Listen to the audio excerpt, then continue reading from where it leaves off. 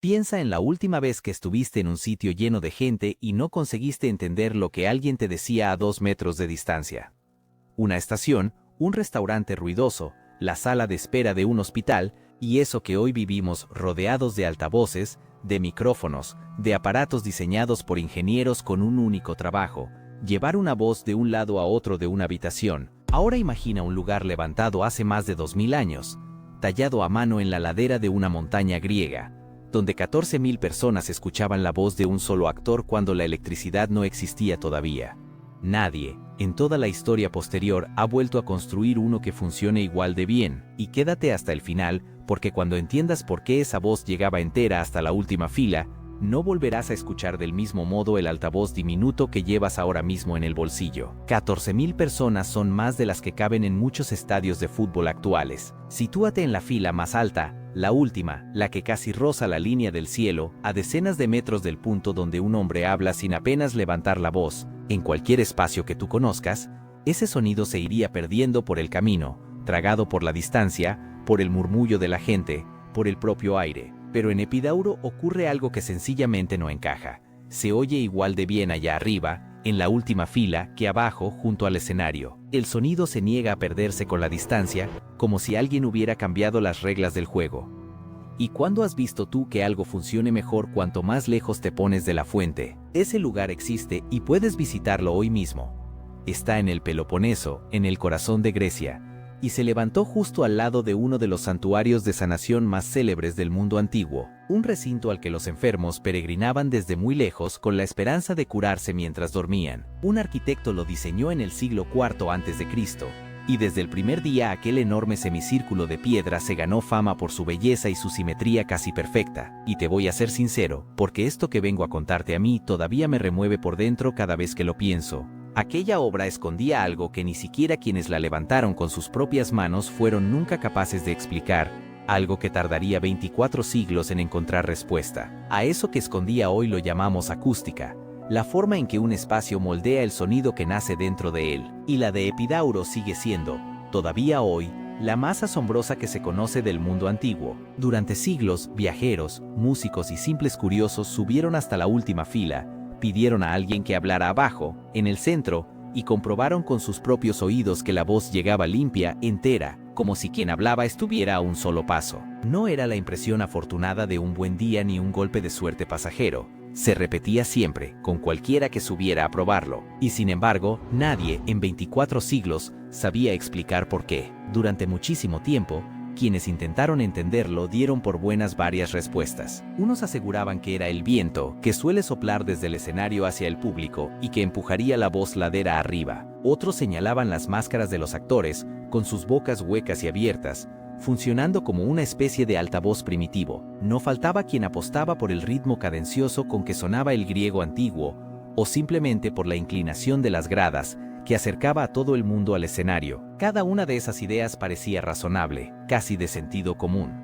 Y una tras otra, todas se fueron cayendo, porque si el viento fuera la respuesta, cualquier teatro orientado de cara al viento sonaría igual, y no ocurre. Si fueran las máscaras, el efecto habría desaparecido el día en que dejaron de usarse, y ahí sigue, intacto, siglos después. Cada explicación que parecía cerrar el caso se abría de nuevo por otro lado, como una puerta que no termina de encajar en su marco. Y te aviso desde ahora, porque no quiero venderte humo. La razón verdadera de que Epidauro suene como suena no es ninguna de las que has oído nombrar hasta hoy, y es bastante más difícil de aceptar de lo que ahora mismo imaginas. Lo fácil sería quedarnos con la leyenda bonita. Lo cierto es mucho más extraño, pero hay un hecho que convierte esta historia en algo mucho más inquietante que un enigma de piedras viejas, y es, te lo confieso, la parte que a mí más me cuesta digerir. Los propios griegos, que llenaron su mundo conocido de teatros, intentaron repetir el prodigio de Epidauro una vez, y otra más. Tenían el modelo delante de los ojos. Contaban con los mismos canteros, la misma técnica heredada de padres a hijos, la misma piedra sacada de las mismas montañas, y aún así, ninguno de los teatros que construyeron después volvió a sonar igual de bien. Lo lograron una sola vez, quizá la vez más perfecta de toda la historia, y jamás, por mucho que se esforzaron, fueron capaces de volver a hacerlo. Guárdate esa imagen. Todo un pueblo de constructores con la obra maestra delante, capaces de tocarla, de medirla, de copiarla piedra por piedra, e incapaces de reproducir aquello que ellos mismos habían hecho, porque más adelante vas a descubrir que el motivo de ese fracaso no fue la falta de medios, ni de talento, ni de tiempo, sino algo mucho más pequeño y mucho más humano de lo que nadie esperaba. No hablamos de un saber que ardió en el incendio de una biblioteca, ni de un secreto que alguien se llevó a la tumba sin contarlo. Hablamos de gente que tenía la respuesta delante, al alcance de la mano, y que no supo leerla. ¿Cómo se pierde algo que tienes justo delante de los ojos, sin que nadie venga a quitártelo? Para encontrar esa respuesta, hubo que esperar hasta nuestro propio siglo. Dos investigadores, armados con ordenadores, ultrasonidos y modelos matemáticos que ningún griego habría podido siquiera soñar, se propusieron desmontar el misterio de una vez por todas. Y aquí viene lo que casi nadie cuenta. Ellos también empezaron equivocados. Reconocieron después que arrancaron persiguiendo una de aquellas viejas hipótesis que llevaban siglos dando vueltas sin llevar a ningún sitio, convencidos de que la clave estaba donde no estaba. Tardaron años en aceptar que la respuesta llevaba 24 siglos justo delante, en el último lugar donde a nadie se le había ocurrido mirar. Y lo que encontraron cuando por fin miraron en el sitio correcto no se parecía a nada de lo que se había propuesto antes. No era el viento. No era la forma del escenario. No era ninguna de las grandes teorías que llenaban los libros de acústica. Era algo tan corriente, tan callado, tan poco espectacular, que había estado a la vista de millones de personas durante 24 siglos sin que ninguna de ellas lo señalara jamás con el dedo. Lo que se atrevieron a afirmar después tardó años en aceptarse, incluso entre los propios expertos que llevaban toda la vida estudiando el problema. Aquí aparece la idea que de verdad debería quitarte el sueño esta noche. Si los hombres que levantaron el teatro más perfecto jamás escuchado no entendían por qué funcionaba, entonces su mayor logro no nació del cálculo ni de la sabiduría, sino de algo mucho más incómodo de aceptar. Un acierto que se les escapó entre los dedos. La obra acústica más asombrosa del mundo antiguo pudo ser, en el fondo, un accidente afortunado que ni sus propios autores supieron reconocer. Y si eso es cierto, esta historia deja de ir sobre unos griegos y unas piedras muy lejanas. ¿Cuántas veces habrás tenido tú delante algo extraordinario, en tu casa, en tu oficio, en tu propia familia, sin llegar a darte cuenta de lo que valía hasta el día en que lo perdiste? Si hoy podemos subir a esa última fila y comprobarlo con nuestros propios oídos, es gracias a un segundo golpe de suerte que pocos conocen. Durante siglos, el teatro entero permaneció enterrado bajo la tierra, cubierto, olvidado, invisible para todo el mundo. Y esa misma tierra que se lo tragó fue, paradójicamente, la que lo salvó. Impidió que lo desmontaran piedra a piedra para levantar cualquier otra cosa encima, como pasó con tantas maravillas que hoy solo existen en los libros. El prodigio llegó hasta nosotros porque el mundo se olvidó de él exactamente el tiempo justo. Pero que hoy podamos oírlo no nos acerca ni un solo paso a la pregunta más difícil de todas. ¿Por qué unos hombres que lo tenían delante, y todos los que vinieron detrás durante 24 siglos, fueron incapaces de volver a levantar algo que sonara igual? Esa es la pregunta que vamos a perseguir, y todavía falta lo más difícil de entender. Párate un momento en esa idea, porque es una forma de perder muy distinta a todas las que conocemos. No hablamos de un pergamino que se quema, ni de un maestro que muere sin dejar aprendiz, ni de una ciudad arrasada que se lleva sus secretos bajo los escombros. Aquí no ardió nada, no se hundió nada, no vino nadie de fuera a robar el conocimiento. La obra seguía en pie, entera, a plena luz del sol, y aún así el saber que la hizo posible se escurrió entre los dedos de quienes la habían construido, y esa manera silenciosa de perder algo, sin drama, sin culpables, sin una sola llama, es precisamente la más difícil de entender de todas. Piénsalo bien, porque este es el punto en el que la historia se vuelve incómoda. El teatro no estaba escondido en ninguna parte. No era un pergamino guardado bajo llave en el sótano de un templo, ni una fórmula tatuada en la memoria de un solo hombre. Estaba ahí, tallado en la ladera, a la vista de cualquiera que quisiera acercarse, medir sus gradas, contar sus filas y copiarlas una a una. Cualquier arquitecto griego podía subir hasta la última fila, escuchar el prodigio con sus propios oídos y llevarse a casa cada medida que quisiera. Y a pesar de tenerlo todo delante, sin candados ni secretos, ninguno consiguió que sus teatros sonaran igual. ¿Qué clase de conocimiento se pierde estando a la vista de todo el mundo? Y para entender de verdad la magnitud de lo que se les escapó, primero tienes que saber qué era en realidad este lugar, porque no era un teatro cualquiera. Epidauro se levantó dentro de uno de los recintos más extraordinarios del mundo antiguo, un enorme santuario de sanación dedicado al dios de la medicina, un sitio al que peregrinaban enfermos de todas partes cuando ya no les quedaba otra esperanza. Llegaban caminando desde muy lejos, a veces durante días, para dormir dentro del recinto sagrado con la fe de que la curación les vendría durante el sueño. Era, en cierto modo, el hospital más célebre de su tiempo. Y en el corazón de ese lugar dedicado a curar cuerpos, alguien decidió construir un teatro para 14.000 personas. Ese alguien tiene nombre, y conviene que lo recuerdes, porque es el único hombre al que podríamos señalar como autor de este prodigio. Se llamaba Policleto el Joven, y diseñó el teatro en el siglo IV a.C. Desde el primer día, su obra deslumbró a todo el que la veía, pero fíjate bien en el motivo, porque aquí hay una trampa cruel de la historia. Lo que admiraban de ella no era su sonido, lo que celebraban era su belleza, su simetría casi imposible, la elegancia perfecta con que aquel semicírculo de piedra se abrazaba a la montaña. Estaban orgullosos de lo que se veía.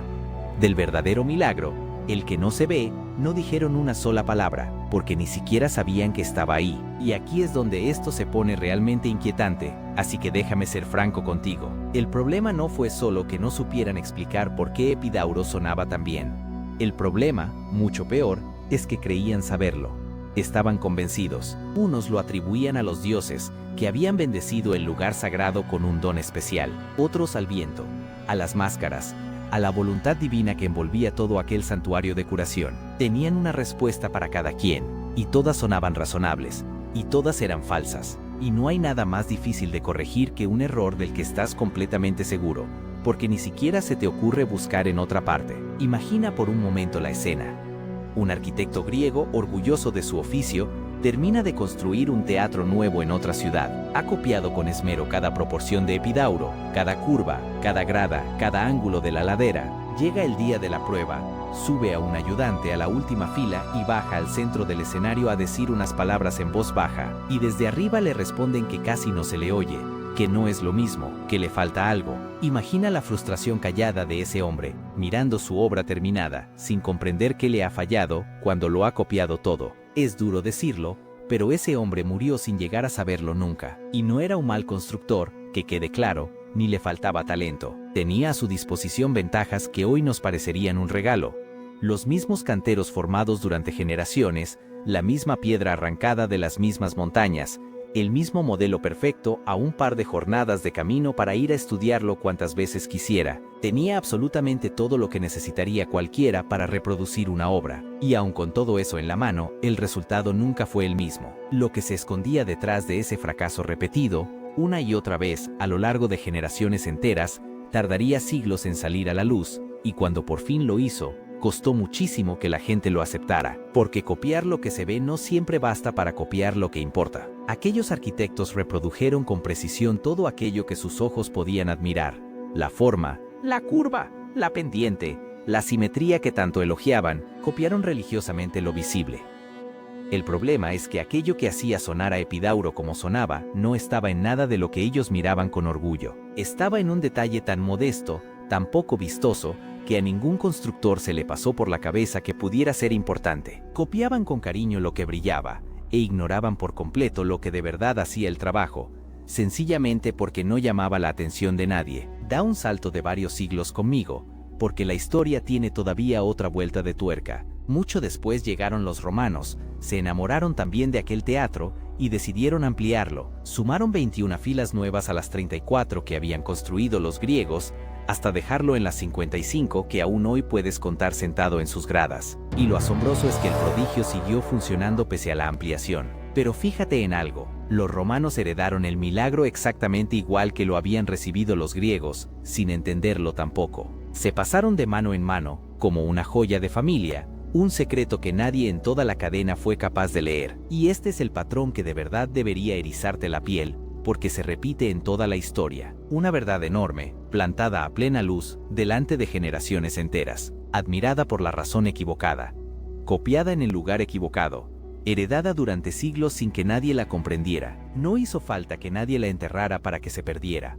Bastó con que todos, sin excepción, miraran justo al lado de donde estaba la respuesta. Y aún queda por saber lo más difícil de todo, que es qué demonios era aquello en lo que nadie se fijó. Y antes de seguir, quiero que te lleves esta pregunta puesta, porque no va sobre Grecia, va sobre ti. ¿Cuántas cosas tienes tú delante cada día, y admiras por un motivo, cuando su verdadero valor está en algo en lo que ni siquiera te has parado a mirar? La persona que te acompaña, el oficio que aprendiste, la habilidad que das por sentada porque siempre ha estado ahí. Los griegos estaban orgullosos de la belleza de su teatro y no tenían ni idea de que su auténtico tesoro era invisible a sus ojos. Nos reímos de ellos, con la comodidad de quien lo mira desde fuera, 24 siglos después. Pero honestamente, estamos tan seguros de que nosotros sí sabemos mirar. Eso explica por qué copiar lo que veían no les sirvió de nada. Reprodujeron el envoltorio y dejaron fuera el regalo. Pero no explica todavía qué era ese detalle invisible, ese elemento humilde que ningún griego y ningún romano supieron nunca reconocer, y que tenían literalmente bajo el cuerpo cada vez que se sentaban a ver una función. Tampoco explica por qué, cuando por fin alguien de nuestro tiempo se atrevió a señalarlo con el dedo, la comunidad de expertos tardó tanto en creérselo, porque hicieron falta ordenadores, ultrasonidos y una manera de escuchar la piedra que ningún oído humano podría igualar para descubrir lo que llevaba 24 siglos esperando, en silencio, a que alguien mirara en la dirección correcta. Y lo que esa máquina encontró es la primera pieza de la respuesta. La primera pieza de la respuesta no la encontró un oído humano, sino una máquina. Y merece la pena que te detengas un momento en lo que eso significa, porque es más perturbador de lo que parece. Durante 24 siglos, miles y miles de personas subieron a esas gradas, hablaron, cantaron, escucharon, aplaudieron, oídos de campesinos, de reyes, de músicos, de sabios, de arquitectos que iban expresamente a estudiar el fenómeno, y ninguno de todos esos oídos, en 2000 años largos, fue capaz de señalar de dónde venía el prodigio. Hizo falta un aparato capaz de escuchar aquello que el ser humano no puede oír para encontrar lo que había estado ahí, en silencio, delante de todos, esperando desde el principio de los tiempos. Pero antes de que te cuente qué encontró esa máquina, tienes que entender una cosa sobre la gente que construyó este lugar, porque es lo que vuelve la historia todavía más dolorosa. Nosotros pensamos en un teatro como en un sitio para entretenerse, para pasar la tarde. Para los griegos que levantaron Epidauro, aquello no era entretenimiento. Era medicina, literalmente. Recuerda dónde estaba construido, en el corazón de un santuario de sanación, el hospital más célebre del mundo antiguo, un recinto entero dedicado al dios de la medicina. Y el teatro no era un adorno turístico dentro de ese hospital. Era parte del tratamiento.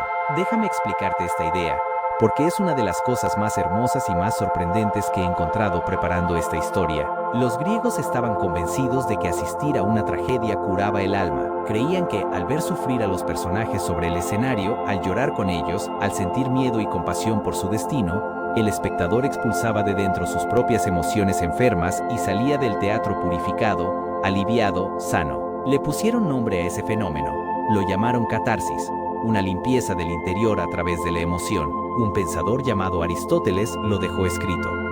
A los enfermos que peregrinaban hasta el santuario buscando curarse el cuerpo se les recetaba, entre otras cosas, subir a esas gradas y ver una función. Un pueblo que entendía que una historia bien contada podía sanar una mente rota. Y aquí está la ironía que me pone la piel de gallina cada vez que la pienso. Así que párate un segundo a sentirla tú también. Esa misma gente, tan refinada, tan adelantada a su tiempo que había comprendido que el arte podía curar el alma humana, estaba sentada sobre una obra de ingeniería que hacía algo que su ciencia jamás pudo detectar. Entendían lo invisible de la mente, pero no lo invisible de la piedra que tenían bajo el propio cuerpo. Sabían que el teatro curaba, pero no sabían por qué se oía tan bien. Tomaban el misterio del corazón humano y se les escapaba por completo el misterio que pisaban con los pies. ¿Cuántas veces habrás comprendido tú lo más difícil de una situación mientras se te escapaba lo más sencillo, lo que tenías justo delante de las narices? Da ahora un salto conmigo de 24 siglos, hasta llegar a nuestro propio tiempo. Corría el año 2007 cuando dos investigadores decidieron plantar cara al enigma de una vez por todas, con herramientas que ningún griego habría podido siquiera imaginar. Se llamaban Nico de Klerk y Cindy de Kischer, y trabajaban en el Instituto Tecnológico de Georgia, uno de los grandes centros de estudio de la ingeniería del mundo. Publicaron sus conclusiones en la revista científica más respetada que existe dedicada al estudio del sonido, un sitio donde nadie mete la cabeza sin haber medido 100 veces lo que afirma. No eran soñadores buscando un misterio bonito. Eran ingenieros, gente de números, de pruebas, de mediciones que se repiten hasta que no queda margen para la duda, y su idea fue tan sencilla como brillante. Si los griegos ya no estaban para explicarles nada, y todas las viejas teorías se habían caído una tras otra, solo quedaba una fuente posible a la que preguntar: la propia piedra. Así que decidieron interrogar directamente al teatro. Lanzaron ondas de sonido contra las gradas, incluidos ultrasonidos que ningún oído humano puede percibir, y midieron con una precisión extrema cómo rebotaba cada frecuencia, cómo se comportaba cada eco, qué le hacía exactamente aquella superficie de piedra a cada tipo de sonido que la golpeaba. Escucharon el teatro como nadie lo había escuchado jamás, no con los oídos, sino con máquinas capaces de captar lo que a nosotros se nos escapa. Y la piedra, por fin, después de 2000 años callada, empezó a hablar. Ya te confesé antes que ni siquiera ellos empezaron mirando en el sitio correcto. Arrancaron persiguiendo una de aquellas viejas hipótesis heredadas, convencidos de que la clave estaba en otra parte. Pero cuando los datos empezaron a llegar, tuvieron que rendirse a la evidencia y girar la mirada hacia el único lugar que absolutamente nadie, en 24 siglos, se había molestado en señalar, no hacia el escenario, donde todos miraban, no hacia el cielo, de donde supuestamente bajaba el viento, no hacia las máscaras de los actores. Giraron la máquina hacia abajo, hacia el sitio más humilde, más pisado y más ignorado de todo el teatro, hacia los asientos, hacia las propias filas de piedra donde el público apoyaba el cuerpo. Ese era el secreto. No estaba en ningún elemento noble ni espectacular de la construcción, no estaba en nada de lo que los griegos admiraban con orgullo, no estaba en la belleza ni en la simetría que tanto celebraban, estaba en lo más banal que puedas imaginar, los escalones de piedra sobre los que se sentaban 14.000 personas para ver la función. La solución al mayor enigma acústico de la historia había servido, durante 24 siglos, de simple sitio donde posar el trasero, y nadie, absolutamente nadie, lo había mirado nunca con otros ojos. Deja que eso baje del todo, porque es de esas cosas que cuesta creer. La respuesta que se les escapó a los griegos, la que buscaron sin éxito todos los arquitectos que quisieron copiar el teatro, la que llevaba 2 milenios convertida en el gran misterio de la acústica antigua, era aquello sobre lo que se sentaba el espectador. Cada persona que entró alguna vez en Epidauro tuvo la respuesta literalmente debajo del cuerpo durante toda la función, sin saberlo. Cada experto que subió a estudiar el fenómeno se sentó encima de la solución para pensar dónde diablos podría estar la solución. Hay algo casi cruel en eso, en tener durante siglos la llave del enigma justo bajo tus propios pies. Pero saber que eran los asientos no resolvió el misterio. En realidad, lo hizo más raro todavía, porque una cosa es señalar el lugar y otra muy distinta explicar cómo es posible que unos simples escalones de piedra hagan algo que ningún ingeniero acústico habría predicho. ¿Cómo puede una fila de piedra tallada, sin mecanismo, sin trampa, sin nada oculto dentro, cambiar la forma en que una voz humana viaja por el aire hasta la última grada? Lo que esos dos investigadores descubrieron que hacían aquellos asientos con el sonido es tan contrario al sentido común que, cuando lo anunciaron, media comunidad científica no se lo creyó. Y te aviso, no es lo que estás imaginando. Antes de seguir, quédate con esta pregunta puesta, porque va sobre ti mucho más que sobre unos griegos. ¿Cuántas veces buscamos la explicación de algo en lo grande, en lo noble, en lo llamativo, cuando la verdad estaba en lo pequeño, en lo cotidiano, en eso tan corriente que ni siquiera nos dignamos a mirar? Los griegos buscaron el milagro en los dioses y en el viento porque eran cosas grandes, dignas de un prodigio. Jamás se les ocurrió que la respuesta pudiera estar en algo tan poco solemne como un escalón. Y honestamente, ¿no seguimos haciendo hoy exactamente lo mismo, despreciando lo sencillo mientras adoramos lo espectacular? Saber que el secreto está en los asientos nos dice dónde mirar, pero no nos dice nada de lo esencial. ¿Qué le hacen exactamente esas filas de piedra a la voz de un actor para que llegue entera hasta arriba? Y ahí es donde esta historia da el giro que nadie ve venir, porque lo que la máquina descubrió no fue que los asientos amplificaran el sonido, como cualquiera pensaría. Fue algo mucho más extraño, mucho más listo y mucho más difícil de aceptar. Descubrieron que aquellas gradas no estaban haciendo más ruido. Estaban haciendo justo lo contrario, y entender por qué hacer lo contrario era la clave de todo. Va a cambiar para siempre la forma en que escuchas el mundo. No estaban haciendo más ruido. Estaban haciendo justo lo contrario. Y esa frase, que parece un juego de palabras, es en realidad la llave de todo el enigma. Así que quiero que la entiendas bien. Cuando pensamos en un buen sonido, en una voz que llega lejos, casi todos imaginamos lo mismo. Algo que amplifica, que sube el volumen, que empuja la voz con más fuerza para que alcance la última fila. Damos por hecho que el secreto de Epidauro tenía que ser una forma antigua y misteriosa de hacer la voz más potente. Y esa suposición, tan natural, tan de sentido común, es precisamente la que había despistado a todo el mundo durante 24 siglos. Porque el teatro no funcionaba subiendo el volumen, funcionaba de una manera mucho más astuta que a nadie se le había pasado por la cabeza. Déjame explicártelo con una pregunta sencilla. ¿Cuál es de verdad el enemigo de escuchar una voz lejana? Tú crees que el problema es que la voz es demasiado débil, pero no, el verdadero problema casi nunca es ese. El problema es todo lo demás. Es el ruido de fondo. Imagina 14.000 personas apretadas en unas gradas. Respiran, se remueven, tosen, susurran a su vecino, arrastran los pies, mueven la ropa, y sobre todo eso, el viento del valle, el rumor del campo, el murmullo constante de una multitud que nunca está del todo callada. Todo ese ruido forma una especie de zumbido grave y continuo, una manta de sonido de fondo que se traga las voces igual que la niebla se traga un faro lejano. Ese zumbido de fondo tiene una característica clave que lo cambia todo.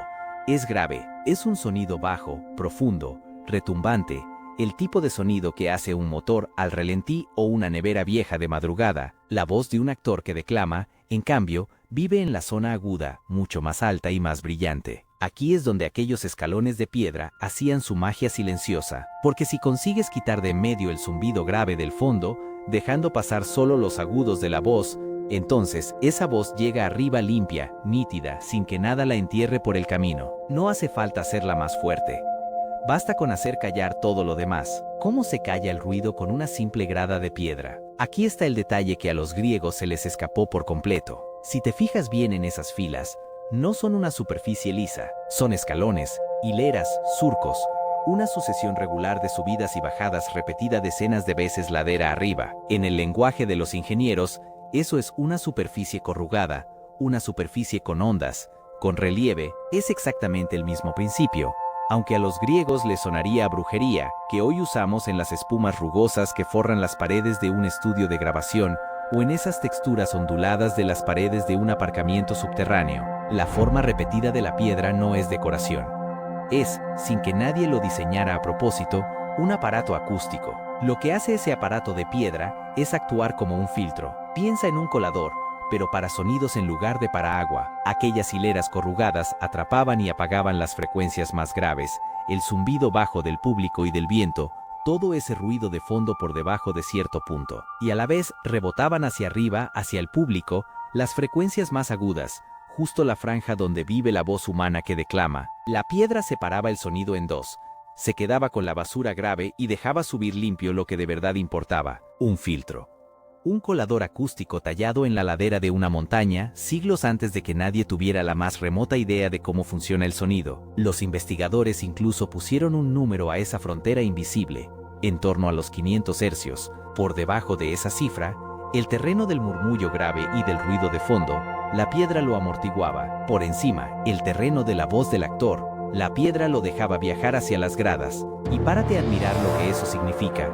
Aquellos escalones estaban haciendo, sin cables, sin electricidad, sin que ningún cerebro humano supiera que lo hacían, el mismo trabajo que hoy hace el sofisticado ecualizador de una sala de conciertos moderna. Con esto sobre la mesa, cualquiera diría que el caso está resuelto, que ya tenemos la respuesta completa y podemos cerrar la historia con un aplauso a los ingenieros. Y sin embargo, es justo aquí donde todo se complica de nuevo, porque hay un problema enorme en esa explicación tan bonita, un agujero por el que se cae toda la historia y es tan evidente que cuesta creer que encaje. Vuelve a lo que acabo de contarte. El filtro de piedra elimina todo lo que suena por debajo de los 500 hercios. Perfecto. Pero resulta que la voz de un ser humano no es solo aguda. La voz de ese actor, como la tuya, como la mía, también tiene graves, tonos bajos que viven precisamente por debajo de esa frontera de los 500 hercios. Es decir, ese mismo filtro que borra el ruido del público está borrando también, sin piedad, una parte de la propia voz del actor. Le está arrancando los graves a la persona que habla en el escenario. ¿No debería entonces oírse una voz rota, delgada, metálica, a la que le falta media personalidad, como cuando hablas por un teléfono viejo de mala calidad? Debería, según toda lógica. Pero no ocurre. Quien sube hoy a la última fila de Epidauro no oye una voz mutilada ni fantasmal, oye una voz humana completa, cálida, entera, con todos sus matices, como si la persona estuviera a un paso. La piedra le ha robado los graves, y aún así tú los escuchas. Esta contradicción, esta imposibilidad que no tiene ningún sentido, es la que nos lleva al descubrimiento más asombroso de toda esta historia. Porque la explicación no está en Grecia, ni en la piedra, ni en el aire. Está dentro de tu propia cabeza. Aquí llega el dato que vas a querer contarle a todo el mundo.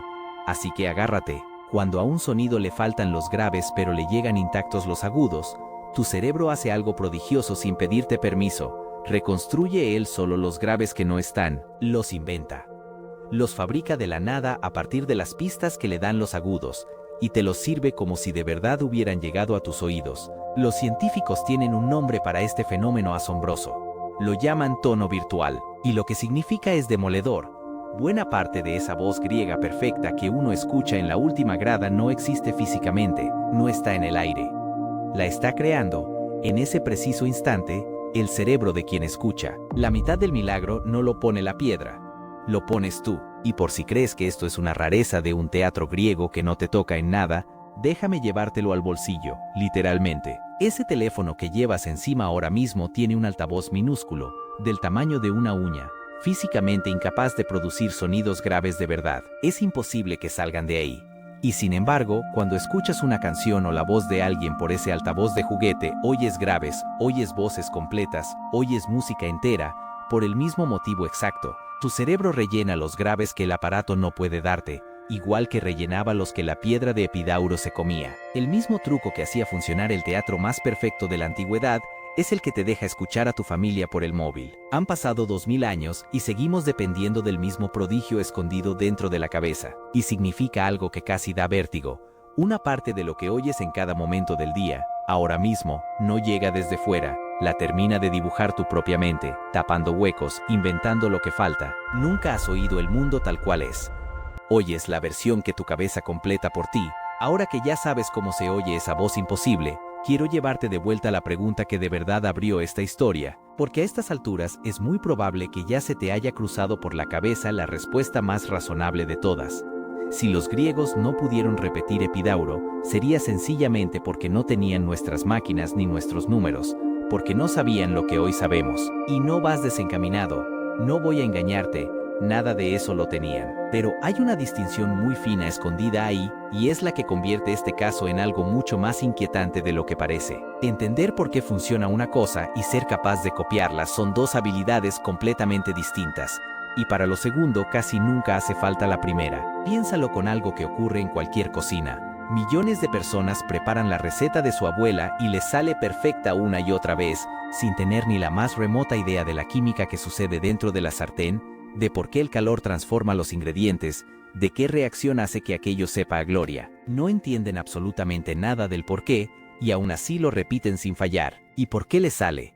Porque copiaron bien lo único que importaba, los ingredientes justos, las cantidades, el orden. Para volver a hacer algo no necesitas comprenderlo. Solo necesitas copiar lo correcto. Y aquí es donde Epidauro se vuelve verdaderamente desconcertante, porque los griegos sí podían copiar. Podían medir cada escalón, contar cada fila, reproducir la piedra hasta el último dedo, apuntar la receta entera del teatro paso a paso. Tenían el plato delante y todo el tiempo del mundo para estudiarlo. Así que no, la respuesta no puede ser solamente que les faltaran nuestras máquinas, porque para copiar un teatro no hacía falta ninguna máquina. Hacía falta otra cosa, algo que no tiene nada que ver con medir mejor. Y esa cosa, la razón real por la que un pueblo entero, con el modelo perfecto delante y todas las ventajas a su favor, fracasó una y otra vez al intentar repetirlo, es exactamente lo que te he prometido, y antes tengo que ser del todo honesto contigo sobre este teatro. Tengo que contarte qué parte de lo que se cuenta de Epidauro es verdad y qué parte es leyenda inflada, porque si no separo una cosa de la otra con total sinceridad, la respuesta final no te valdría nada, y lo que menos quiero es venderte un milagro más grande de lo que de verdad fue. Y me vas a permitir que me detenga aquí un momento, porque esta es la parte que más me importa de toda la historia. Aunque no sea la más espectacular, es muy fácil, contando algo así, dejarse llevar y adornar cada dato hasta convertirlo en un cuento imposible. Hay canales enteros que viven de eso, de inflar el prodigio hasta que ya no se sostiene. Pero si yo hago eso contigo, si te exagero Epidauro para impresionarte, entonces la respuesta final que estás esperando no valdría absolutamente nada, porque estaría construida sobre una mentira. Así que antes de darte ese golpe final, voy a separar delante de ti lo que es cierto de lo que es leyenda inflada, aunque eso signifique bajar un par de escalones el mito. Empecemos por la exageración que seguramente ya has oído. Si alguna vez te han hablado de este teatro, o si buscas un vídeo de turistas subidos a la última grada, siempre aparece la misma frase mágica, que desde arriba se oye caer un alfiler en el centro del escenario, o rasgar una simple cerilla, o el susurro más leve de un actor. Es una imagen preciosa, se cuenta en todas las visitas guiadas y engancha muchísimo. El problema es que no es del todo verdad. El fenómeno real es más discreto que esa postal perfecta, y quien sube esperando literalmente escuchar un alfiler contra el suelo casi siempre se lleva una pequeña decepción. La realidad no es un truco de magia de feria, pero aquí viene lo interesante, y por eso me molesto en aclararlo en lugar de callármelo. Esa exageración del alfiler, en el fondo, le hace un flaco favor al teatro, porque lo rebaja a un juego de salón. La verdad es mucho más elegante que la leyenda. Lo que ocurre en Epidauro no es que suene un alfiler, es que una superficie de piedra tallada a mano hace un trabajo de ingeniería acústica tan fino que hoy necesitamos ordenadores para igualarlo. ¿Qué es más asombroso? Honestamente, un truco de oír un alfiler o descubrir que unos escalones de hace 2000 años están filtrando el sonido con la misma lógica que un estudio de grabación moderno. La leyenda es un fuego de artificio. La verdad es una obra maestra, y no necesito mentirte para que te impresione. Hay un segundo matiz, y este es todavía más incómodo, porque desmonta buena parte del romanticismo. El famoso efecto de Epidauro funciona mucho mejor cuando el teatro está prácticamente vacío. Sí, has oído bien, vacío. Cuando esas gradas se llenan de gente, de 14.000 cuerpos con su ropa, su carne y su calor, buena parte de la magia se apaga, porque un cuerpo humano es blando, y lo blando absorbe el sonido en lugar de rebotarlo limpio como hace la piedra desnuda. El público, sin saberlo, se traga con su propia presencia una parte del prodigio que ha venido a escuchar. Piénsalo un segundo. La maravilla acústica más perfecta del mundo antiguo rinde al máximo justo cuando no hay nadie sentado disfrutándola. Deja que esa idea se asiente, porque tiene algo casi melancólico. Significa que el efecto puro, el de laboratorio, el que miden hoy los ingenieros con sus aparatos en un teatro silencioso y desierto, no es exactamente el mismo que vivía un griego cualquiera un día de función, apretujado entre miles de vecinos sudorosos. Ellos oían bien, mucho mejor que en cualquier otro sitio. De eso no hay duda. Pero la versión de postal, la del alfiler cayendo en un silencio absoluto, pertenece más al teatro vacío de nuestros documentales que al teatro vivo y lleno de la antigüedad. Y reconocer esto no le quita grandeza al lugar, se la da, porque lo devuelve al terreno de lo real, donde las cosas tienen matices y condiciones, como todo lo verdadero. Y ahora llega la confesión más importante de todas, la que de verdad tienes que grabarte antes de que lleguemos al final, porque lo cambia todo. Los griegos no diseñaron este filtro, no lo calcularon. No existe ningún papiro, ninguna tablilla, ningún plano donde Policleto el joven anotara: haré las gradas con esta forma exacta para amortiguar las frecuencias graves del público. Nada de eso ocurrió. Y quien te diga lo contrario te está mintiendo. No sabían lo que era una frecuencia. No tenían la menor idea de que el sonido se podía filtrar. Ignoraban por completo que el cerebro humano reconstruye los graves que faltan. Lo lograron, sí, pero lo lograron completamente a ciegas, sin comprender ni una sola de las razones por las que su teatro sonaba como sonaba. Y quiero que entiendas por qué insisto tanto en esto, porque no es un detalle menor.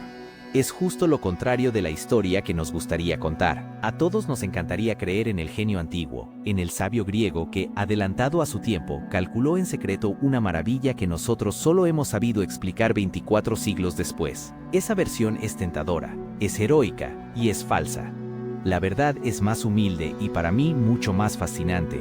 Aquí no hubo un genio que lo planeó todo. Hubo un acierto colosal que a nadie se le ocurrió que fuera un acierto. Lo asombroso de Epidauro no es que lo diseñaran, es que funcionara sin que ni una sola persona sobre la faz de la tierra entendiera por qué. Tengo que ser honesto también con otra cosa, porque el rigor va hasta el final o no vale. Ni siquiera hoy hay una unanimidad absoluta entre los científicos sobre este asunto. Algunos acústicos discuten cuánto pesa exactamente cada factor, hasta qué punto es cosa de los asientos, hasta qué punto influyen también la inclinación de la ladera o la geometría del conjunto. No voy a pintarte un consenso perfecto donde no lo hay, porque eso también sería engañarte. Lo que sí está fuera de discusión, lo que ningún investigador serio niega, es que aquellas gradas de piedra importan muchísimo más de lo que nadie sospechó durante siglos. El filtro es real, está medido, es sólido, simplemente, como toda verdad honesta, convive con matices y con gente inteligente que sigue afinando los detalles. Y fíjate bien en lo que acabo de hacer contigo,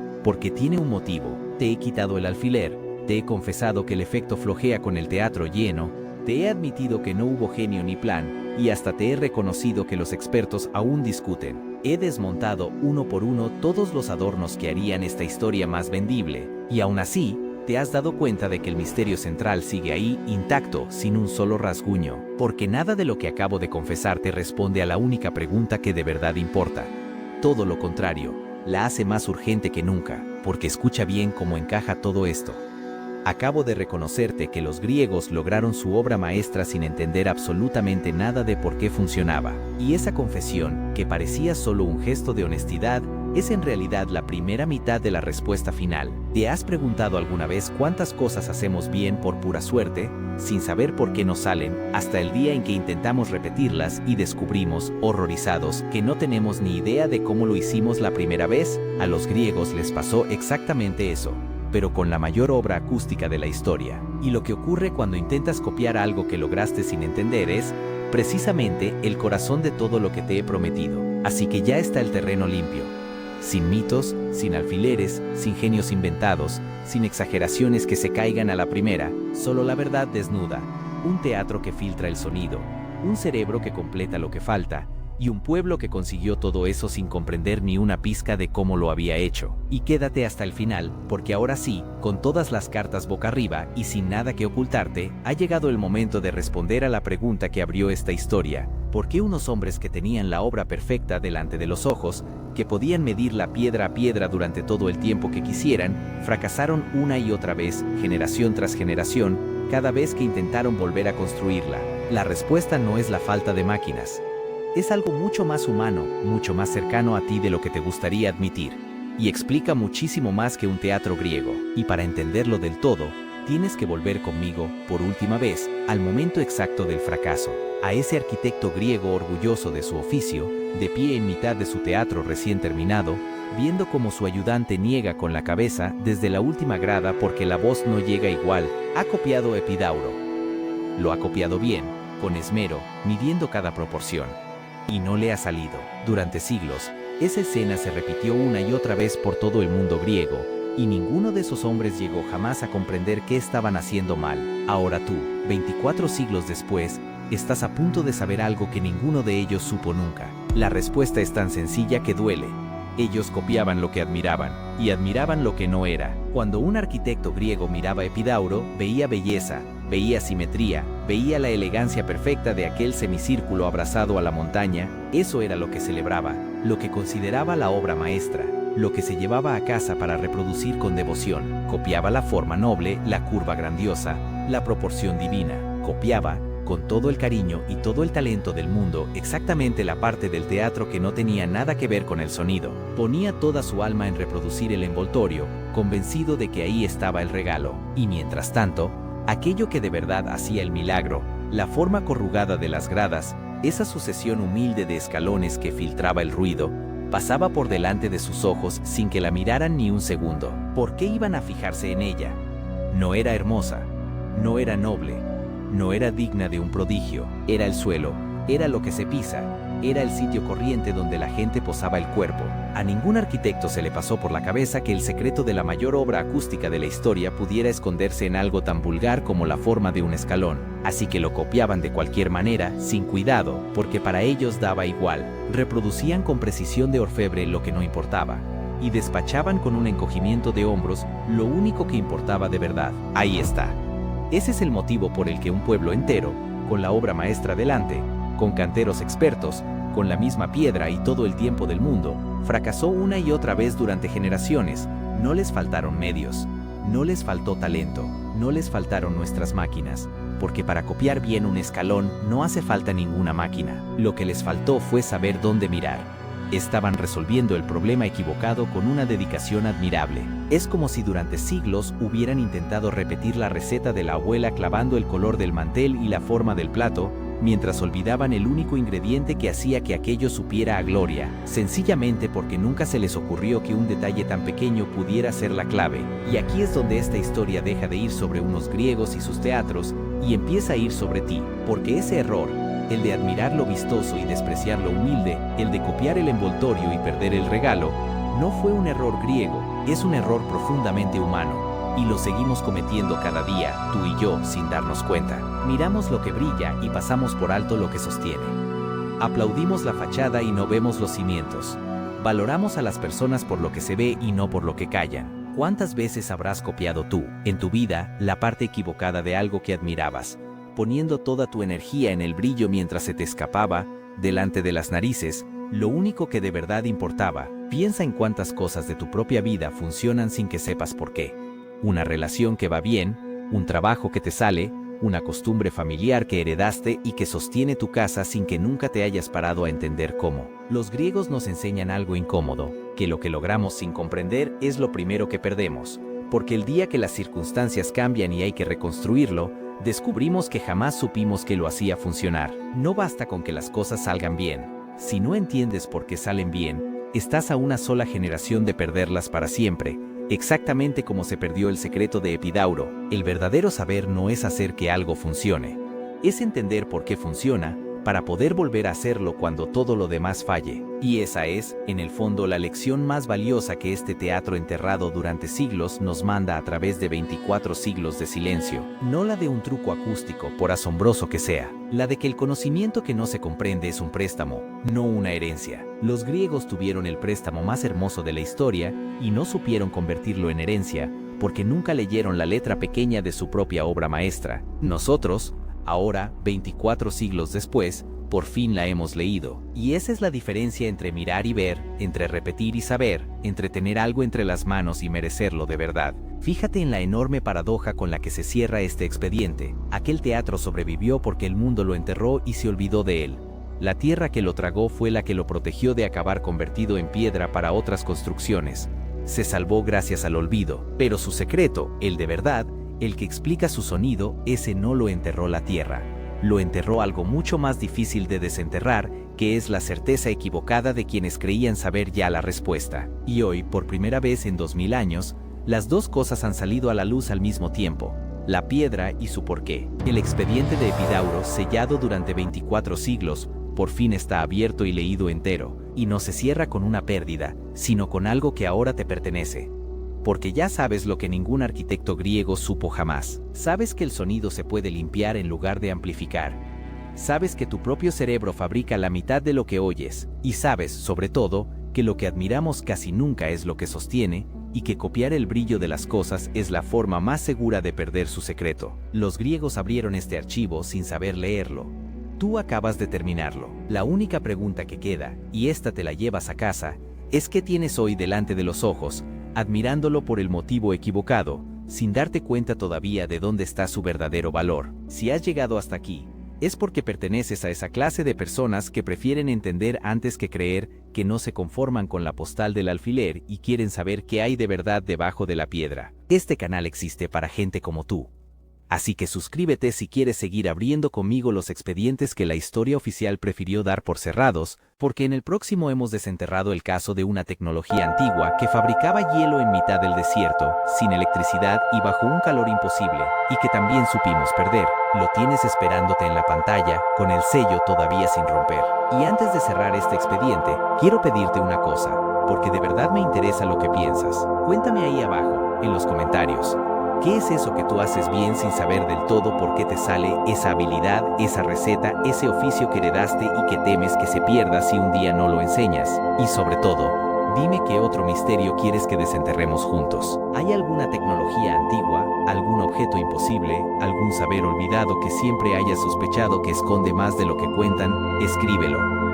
Yo leo todos y cada uno de los expedientes que me proponéis ahí abajo, y más de uno de los que están por venir salió justo de un comentario como el que tú puedes dejar ahora mismo. Ahora vuelve, una última vez, a la imagen del principio. La última fila, a decenas de metros del escenario. Una voz que sube limpia, entera, imposible, atravesando 24 siglos.